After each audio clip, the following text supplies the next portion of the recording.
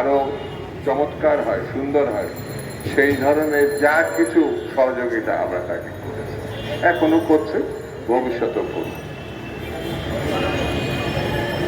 তার ব্যাপারে আমাদের কোনো আপত্তি নাই, কিন্তু তার কাজ কাম সম্বন্ধে ইদানিং যেসব কথাবার্তা উঠছে, যেভাবে আমরা প্রত্যাশা করছি, জাতি প্রত্যাশা করছে, সেগুলো নিয়ে কিছু কিছু কথা থেকে যায়, কিছু কিছু প্রসঙ্গ আসে।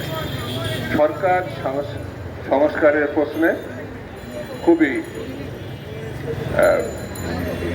করিতকর্মা, কিন্তু 6 মাসের যে সংস্কার, সেই সংস্কার সম্বন্ধে দেশবাসী কিছুটা উদ্বিগ্ন, আমরা উদ্বিগ্ন। তারা কি করেছে এটা আমরা জানি না, তবে এতটুকু জানি বাজার ঠিক হয় নাই। বাজারে যে আগুন জ্বলছিল সাধারণ মানুষের কাছে, সে আগুন এখনো নেবে নাই। বাজারে যে চোর ডাকাত খুনি লুটেরা তাদের সিন্ডিকেট ছিল, তাদেরকে ধরা সম্ভব হয় না, তাদেরকে জেলে ভরা সম্ভব হয় না। 6 মাস কিন্তু চলে গেছে, কিন্তু এই সরকার কি পেরেছে আর কি পারে নাই, সেই আলোচনার আগে যদি বলি, তারা শ্রমিককে হত্যা করেছে। এই কথাটা সত্য, হাসিনাও শ্রমিক হত্যা করত। এই সরকার বিনা বিচারে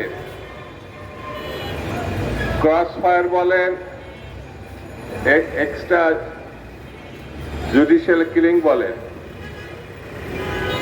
যাই বলেন, হাসিনা যেমন খুন করেছে বিএনপি নেতা কর্মীকে, এই সরকারও খুনের ইতিহাস শুরু করেছে কুমিল্লা থেকে। এটা তো অস্বীকার করা যাচ্ছে না।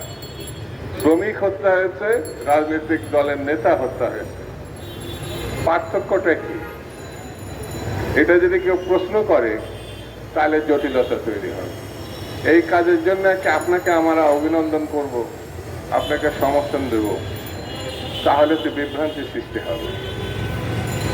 অনতিবিলম্বে দোষী ব্যক্তিকে আইনের আওতায় আনতে হবে, অনতিবিলম্বে।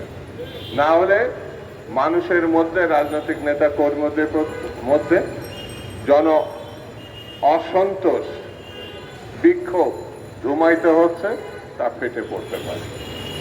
সেটি কোনোভাবে না।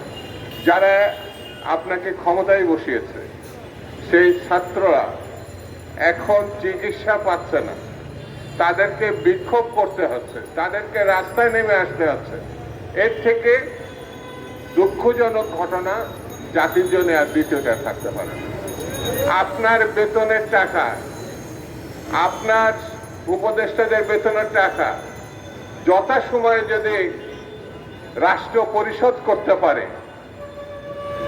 সচিবদের বেতনের টাকা, পুলিশের বেতনের টাকা, যাদের অস্ত্র এদেরকে পঙ্গু করেছে, যদি রাষ্ট্র যথাসময়ে পরিশোধ করতে পারে, তাহলে হাসপাতালের টাকা কেন পরিশোধ হয় না? তাদের বিক্ষোভে নামতে হয় কেন? এই প্রশ্ন যদি সামনে আসে, তাহলে আমাদের জন্য বিব্রতকর, কারণ এই সরকারকে আমরা সমর্থন দিচ্ছি। এই জিনিসটা সরকার যদি মাথায় রাখে, তাহলে আমার মনে ভালো হয়।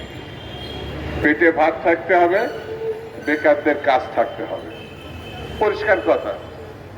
সরকার যদি মনে করে তাদের পক্ষে এই কাজ করা সম্ভব নয়, তাহলে পরে এই মুহূর্তে আপনার আনুষ্ঠানিকভাবে মিটিংয়ে বসে দিন তারিখ ঠিক করে যারা পারবে তাদেরকে আসার পথ সুগম করে নির্বাচনের ব্যবস্থা করে।